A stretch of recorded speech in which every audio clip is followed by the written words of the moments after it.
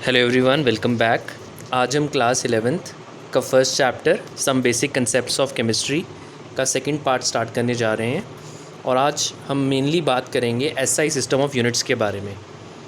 Okay, चलिए देखते हैं वन बाय वन। आज हमारे 4 मेन कंटेंट्स हैं। फर्स्ट है properties of matters and their measurement, then SI system of units, then physical quantities और फाइनली हम लोग बात करेंगे SI units of physical quantities के बारे में। चलिए स्टार्ट करते हैं। Properties of matter and their measurement. Okay, so properties में हमारी 2 मेन प्रॉपर्टीज़ आती हैं। एक आती है फिज़िकल प्रॉपर्टी और दूसरी आती है केमिकल प्रॉपर्टीज़। ठीक है, जो फिज़िकल प्रॉपर्टी है हमने पहले भी इसके बारे में डिस्कस किया है। जब आप किसी सब्सटेंस की फ़िज़िकल प्रॉपर्टी मेजर करना चाहते हैं तो उस सब्सटेंस की आइडेंटिटी या कॉम्पोजिशन में कोई चेंज नहीं आता। इन शॉर्ट, उस सब्सटेंस के फॉर्मूले में कोई चेंज नहीं आता। जैसे कि अगर आप किसी का कलर नोट करना चाहते हैं तो कलर नोट करने के लिए क्या सब्सटेंस का फॉर्मूला चेंज करना पड़ता है? नहीं। ऑर्डर, ठीक है, स्मेल के लिए कोई चेंज नहीं आता। मेल्टिंग पॉइंट के लिए, जैसे आपने आइस को मेल्ट किया, वाटर बनाया, आइस का फॉर्मूला भी H2O, वाटर का भी H2O, ठीक है, लिक्विड वाटर का भी H2O, यानी फॉर्मूला चेंज नहीं होता। ठीक है, सब्सटेंस अपनी आइडेंटिटी लूज़ नहीं करता। आइडेंटिटी लूज़ करने का मतलब फॉर्मूला चेंज करना। कॉम्पोजिशन चेंज नहीं होता, मतलब वही, इसका भी मतलब यही है कि फॉर्मूला चेंज नहीं होता। इसी तरह बॉइलिंग पॉइंट और डेंसिटी को मेजर करने के लिए भी कोई फॉर्मूले में चेंज नहीं आता। नेक्स्ट हम लोग बात करेंगे केमिकल प्रॉपर्टीज़ के बारे में। केमिकल प्रॉपर्टीज़ में क्या होता है, जब आप केमिकल प्रॉपर्टी को मेजर करते हैं तो कंपाउंड की कॉम्पोजिशन चेंज हो जाती है। ठीक है, कंपाउंड अपनी आइडेंटिटी लूज़ कर देता है, मतलब कंपाउंड का फॉर्मूला चेंज हो जाता है।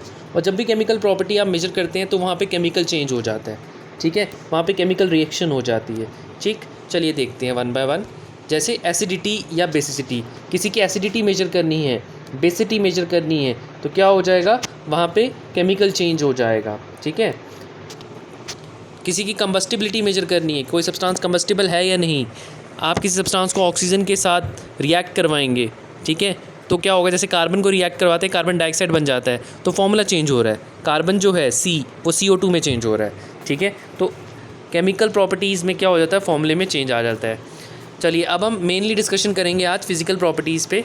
तो फिज़िकल प्रॉपर्टीज़ के कुछ एग्जांपल्स दिए हैं, जैसे लेंथ, एरिया, वॉल्यूम, ये सब फिज़िकल प्रॉपर्टीज़ हैं और ये क्वांटिटेटिव इन नेचर है। क्वांटिटेटिव इन नेचर का मतलब है इनकी क्वांटिटी आप मेजर कर सकते हो। कुछ फिज़िकल प्रॉपर्टीज़ हैं जैसे कलर, ऑर्डर। ठीक है, कलर की क्वांटिटी हम मेजर नहीं कर सकते, लेकिन ये कुछ फिज़िकल प्रॉपर्टीज़ हैं जैसे लेंथ, एरिया, वॉल्यूम, इनकी हम क्वांटिटी मेजर कर सकते हैं। ठीक है, तो इनको हम फिज़िकल क्वांटिटीज़ भी बोलते हैं। वो फिज़िकल प्रॉपर्टी जिनकी हम क्वांटिटेटिव वैल्यू दे सकते हैं उनको हम फिज़िकल क्वांटिटीज़ भी बोलते हैं। ठीक, ओके। अब जिसकी भी आप वैल्यू मेजर कर सकते हैं, क्वांटिटी मेजर कर सकते हैं। ठीक है, जैसे एग्जांपल है लेंथ। ठीक है, आप क्या कर सकते हैं, किसी सब्सटेंस की लेंथ मेजर कर सकते हैं। तो मैं फिर से एक बार रिपीट कर देता हूँ। वो फिज़िकल प्रॉपर्टी जिनकी आप कुछ वैल्यू बता सकते हैं, क्वांटिटेटिवली कुछ वैल्यू बता सकते हैं, उन फिज़िकल प्रॉपर्टीज़ को हम फिज़िकल क्वांटिटी बोलते हैं। ठीक है, तो जैसे लेंथ की वैल्यू बता सकते हैं, एरिया उसकी वैल्यू बता सकते हैं, वॉल्यूम उसकी वैल्यू बता सकते हैं। ठीक, अब फिज़िकल क्वांटिटीज़ जो भी हैं उनकी जब आप वैल्यू बताते हो तो वहाँ पे 2 चीज़ें एसोसिएट हो जाती हैं। एक तो आगे न्यूमेरिकल वैल्यू और दूसरा आ जाता है यूनिट। एक आती है न्यूमेरिकल वैल्यू, दूसरा आ जाता है यूनिट। जैसे अगर हम किसी का लेंथ मेजर करना चाहते हैं तो फर्स्ट ऑफ ऑल लेंथ एक फिज़िकल प्रॉपर्टी है, इसको हम फिज़िकल क्वांटिटी भी मेजर बोल सकते हैं क्योंकि हम लेंथ को मेजर कर सकते हैं, लेंथ को एक वैल्यू की फॉर्म में हम बता सकते हैं। ठीक है, देन सेकेंड थिंग, अब जब लेंथ मेजर करते हो तो उसमें 2 चीज़ें आती हैं, जैसे 6 मीटर, उसमें 2 चीज़ें आ रही हैं, एक न्यूमेरिकल वैल्यू और एक यूनिट आ रही है।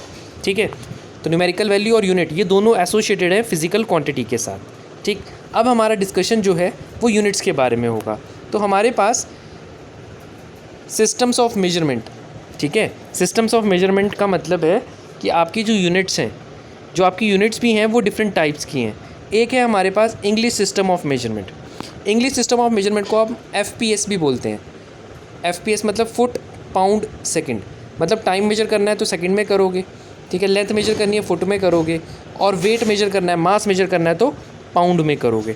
ठीक है, तो FPS सिस्टम को आप क्या करते हो, इसको इंग्लिश सिस्टम भी बोलते हैं और इसमें आप फुट में, पाउंड में और सेकंड में मेजर करते हैं। ठीक है, लेंथ फुट में, मास पाउंड में और जो आपका टाइम है वो सेकंड में मेजर करते हो।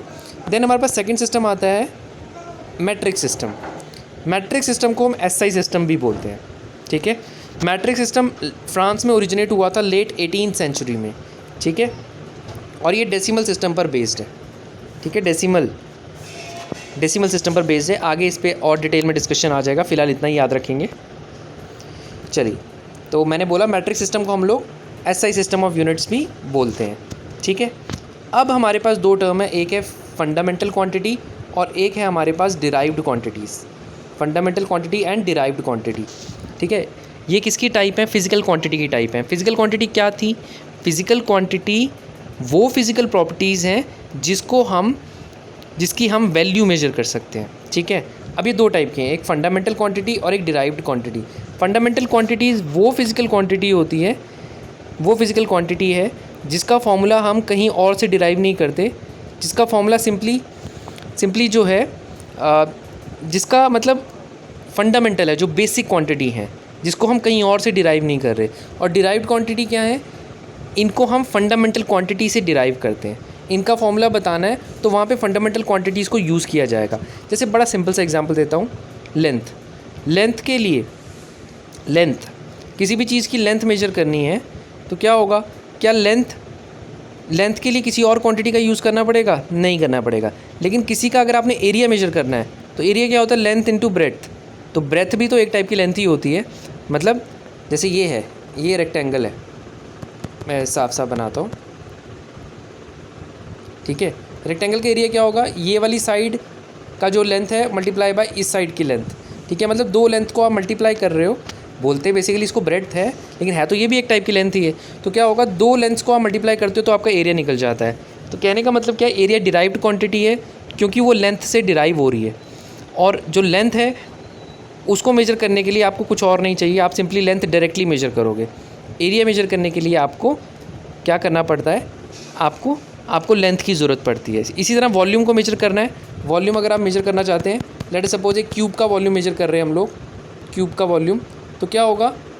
साइड क्यूब, मतलब साइड क्यूब, क्योंकि सारी साइड्स इक्वल है तो उसका क्यूब करना पड़ेगा, ठीक है। तो हम क्या कर रहे हैं? हम लेंथ का क्यूब कर रहे हैं, मतलब हम जो वॉल्यूम है वो भी लेंथ पे डिपेंड कर रहा है। तो ऐसी क्वांटिटी जो किसी और क्वांटिटी पे डिपेंड करे उनको हम डिराइव्ड क्वांटिटी बोलते हैं, और ऐसी क्वांटिटी जो किसी पे डिपेंड नहीं कर रही है, जो बेसिक क्वांटिटी है, उसको हम फंडामेंटल क्वांटिटी बोलते हैं, ठीक है। तो जो एसआई सिस्टम है, हम पहले एसआई सिस्टम पढ़ेंगे किसके लिए?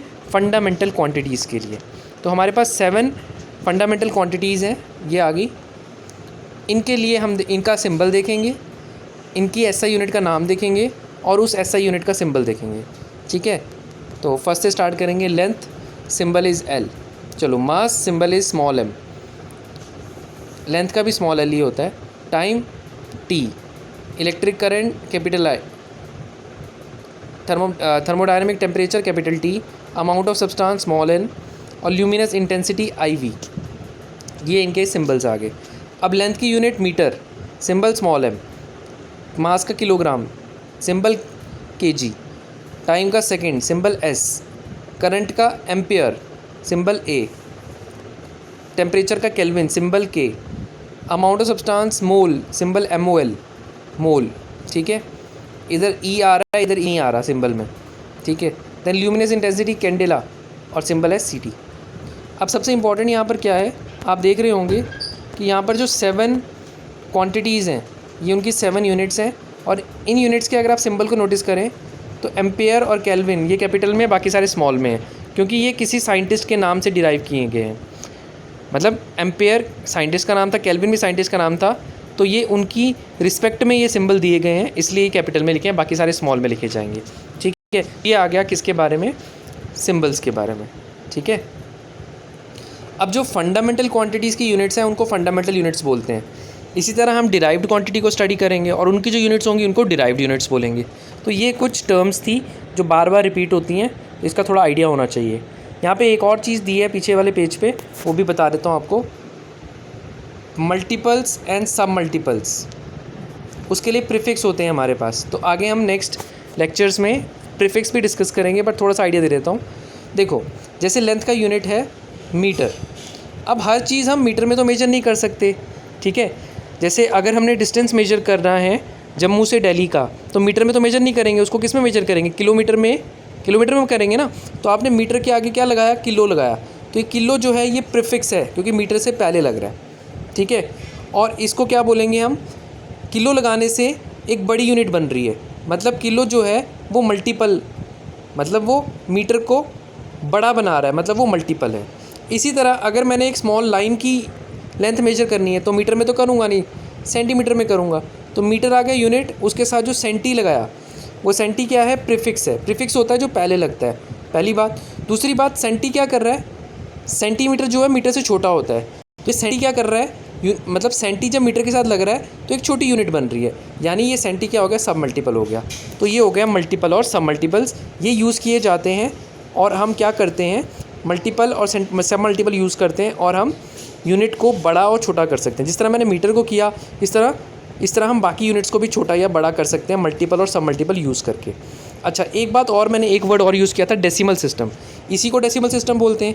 क्यों बोलते हैं डेसिमल सिस्टम, क्योंकि हम क्या कर सकते हैं, हम किसी यूनिट को 10 से 100 से 1000 से मल्टीप्लाई कर कर एक अलग यूनिट क्रिएट कर सकते हैं, ठीक है। तो डेसिमल वर्ड, डेसी वर्ड जो है 10 से रिलेटेड, 10, ठीक है। डेसी वर्ड जो है उसका मतलब 10 होता है। तो हम एक यूनिट को 10 से मल्टीप्लाई करें, दूसरा यूनिट आ जाता है, उस दूसरे यूनिट को 10 से मल्टीप्लाई करें, एक और यूनिट आ जाता है। मतलब 10 मल्टीप्लाई कर करके हम डिफरेंट यूनिट्स ऑब्टेन कर सकते हैं।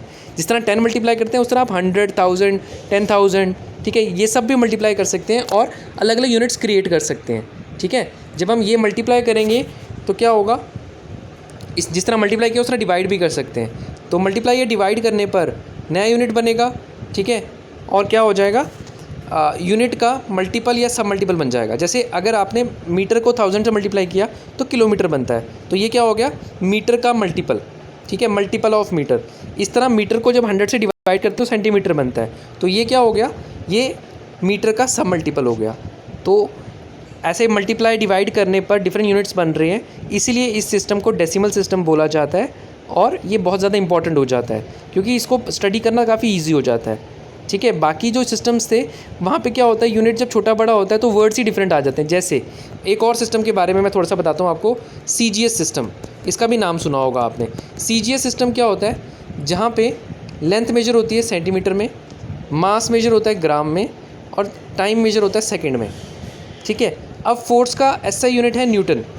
न्यूटन एक डिराइव्ड यूनिट है, ठीक है। डिराइव्ड यूनिट का डिस्कशन हम आगे करेंगे। मैं थोड़ा सा एक आइडिया देना चाहता हूँ। फोर्स का SI यूनिट है न्यूटन, ठीक है। लेकिन फोर्स का अगर आप CGS यूनिट देखोगे वो है डाइन, न्यूटन तो चलो किसी साइंटिस्ट के नाम पे यूनिट दिया गया है। ऐसे फोर्स का यूनिट आ जाता है kg मीटर पर सेकंड स्क्वायर, kg मीटर पर सेकंड स्क्वायर, मतलब फंडामेंटल यूनिट को यूज़ करके बन जाता है, ठीक है। वहाँ पे मल्टीपल सा मल्टीपल लगाकर कुछ करके बना लेते हैं। लेकिन जो CGS सिस्टम है वहाँ पे नेम ही अलग अलग आ जाते हैं, डाइन, अर्ग, अलग अलग नेम्स आ जाते हैं, ठीक है। तो थोड़ा सा मतलब डिफ़िकल्ट हो जाती चीज़ें। डेसिमल सिस्टम जो है, SI सिस्टम है, वो थोड़ा इजी है।